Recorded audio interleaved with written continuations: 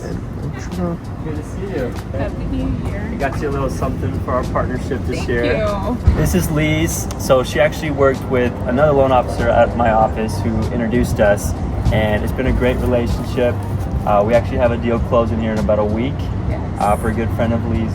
So super exciting. Now we're going to be closing our first deal. Yeah, super excited. I appreciate you reaching out. I know you got a busy weekend, so we'll reconnect. Yeah, thank you. Let's hop in the car, go to the financial office, meet with the financial advisor. We can go to my office, which is like 10-15 minutes away. I'm working on the business, not necessarily in the business right now. I woke up this morning. There's like no one working in real estate right now. Everyone's kind of on vacation mode.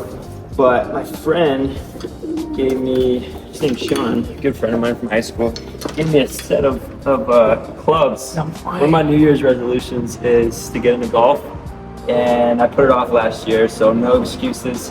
Got my own set. I'm gonna be hitting some balls at the driving range this weekend. The guy who actually gave me the set met his realtor that he bought a house with 2 years ago on the golf course. Oh, energy's in the clubs right now. All right, we gotta go. All right, we're gonna go see my financial advisor. His name is Isaac with Renaissance Financial. We're gonna do a little recap of how the investments are performing, how we're gonna offset some taxes here in the next couple months, and I'm actually gonna buy a house myself, so we're gonna talk about, maybe liquidating some positions and moving some money around over the next couple months before that happens. I'm gonna put on this podcast, pretty much listen to the same 2 or 3 podcasts. And those are the Loan Officer podcast by Dustin Owen, Alex Hormozy, and then Ryan Pineda. Today's top producer interview series.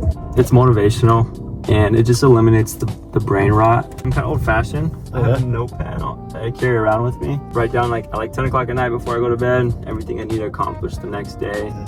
And then as I go through the day, just cross them out. This is my 5th year, going into my 6th year. The first 3 years, just winging it.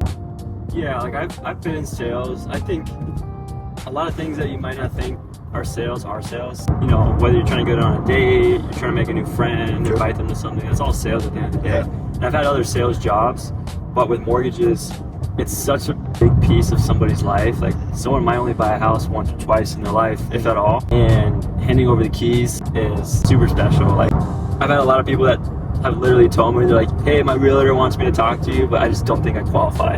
And then being able to find a solution for them to get them to the closing table, that part, especially when they didn't think they could do it in the first place, that part's super rewarding. All right, we're walking into Renaissance Financial to speak with my financial advisor, go over the gains, go over filing for taxes, just the game plan moving forward. Starting the year right? Yes, sir. All right. I'm meeting with Isaac Olson. Good. Good to see you. He's not here. Cool, we're talking about. Hi, son. Matt, nice to meet you. Cool. DM'd him on LinkedIn. A lot that can happen from a DM. Yeah, but we were just looking to connect to kind of grow our circle of people, and he showed me his greatness tracker at a Potbelly's right down the street, and we were diving into how that works. And not everything is applicable from his sheet because it's a different industry, but I took a lot of the stuff that he does and applied it to my own business, and then he ended up becoming a client just based on the relationship, but it took a long time to get there, right? Build the trust. And then we started the social entrepreneur, that social hour stuff, that venture, and we've grown that to what it's now. Today's a review meeting, reviews personal finances, make adjustments as need be, kind of go over that stuff, but it's important for him to, as he makes the money, to help, get the most out of it. So that's what it's turned into. We were talking a little bit about the 401k. I don't know if we I found out some details on that. Okay. We have until April to make a contribution. So I was on the fence about, I'm just I could take the money out for the down payment, Yeah. but I was on the fence about I would recommend doing it. Also, 401ks have a little bit more favorable of a loan rate, slightly. It's prime plus 1, but still prime rate is pretty high. So it's, you're looking at anywhere from, depending where it's at, 6 to 8%. But I think that's going to be a strategy more we use when you get into investment properties. What if I want to hold it for the loan for 1 month? Is that fine?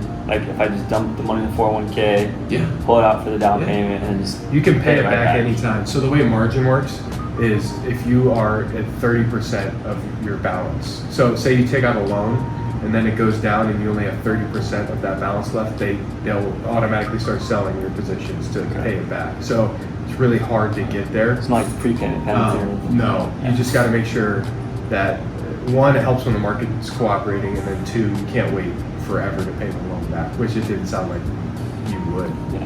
But I'll pull up your performance report from the past year. Actually, you did a nice job of picking stocks before I even met you. So you still have exposure to a lot of those individual stocks, which has helped the performance. It's been a good year, but we've also added some, more conservative staple of the portfolio type holdings, which have been really good for capital preservation, but also getting some equity growth as well. So my goal when I buy my lease is up in, I just checked it yesterday, it's April 11th. Yep. And my goal is I'm trying to put down 20%, and I want to keep at least the positions I had prior to meeting you because they've done so well. I don't want to pay capital gains on them. So I'm trying to really push between January till April and try to close as many deals as I can and be able to maybe only pull out like the high yield savings. Yeah, I like your strategy. Like you said, I don't know if we have to put any more into those holdings. We can. My general thought, and I was actually, before we had this meeting, I was thinking about what my personal market outlook is this year. I still think it's going to be similar to this past year, where earnings are really good. There's a lot of tech companies that are pumping out great earnings. AI is still a hot commodity, so that's going to drive a lot of market.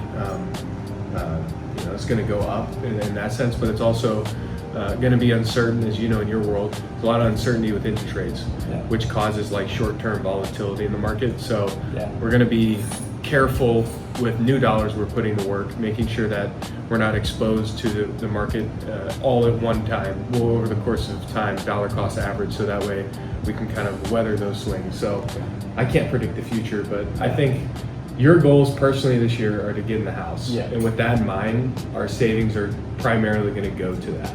We'll get in the house and then replenish the portfolio. I think you're well in position. You've built a great foundation. You just have to be looking for areas. Investing isn't always, and you know this is in being in the real estate world, investing isn't always recent good performance doesn't always indicate good performance coming. Like gold or something, probably don't want to buy that. Gold and silver, I had a phone call today with a client. He's like, we need to get into silver. I'm like, well, yeah, you read that it's been really good. Yeah. And it could continue to still be good. Gold. But you got to historically look for areas that have been beat up a little bit. So, that's something we can, and I like our approach, because if you see something that you think is a good investment, I'm all for being collaborative. Like if you want to pick up an individual stock like more Lockheed Martin, or you read something that you think it's your money, you're the CEO. No reason to change all the things that we have going on here. All right, man. Great talking to you. It's been a good year. Yeah, it's been great. Looking forward to a great 2026. Good to see what the returns were. They actually did a lot better than I thought. All right, we're gonna head to the office. We're gonna do a couple Friday house cleaning things, and then we're gonna start the weekend. Let's do it. We're trying to get in there, but I don't know if I have a key. This is from our last event at the Social Entrepreneur. I host a monthly networking event, and just brings together entrepreneurs. It doesn't have to be real estate, so just people that are young, trying to make connections, make friends. First event was January 2025. Do it in my apartment, and then now we're throwing it in some of the biggest clubs in Scottsdale. Yeah, we do it mostly on Meetup, and we have like 1,500 people. I usually always have a key on it too. Yeah. And we have to have security let us in if they're there. It's pretty much a holiday today, so we'll see what happens. You've let me in the past. Yeah, I got you. That's why I was confused. It's 205. Yeah, I just saw you all going up. Okay. Minute in.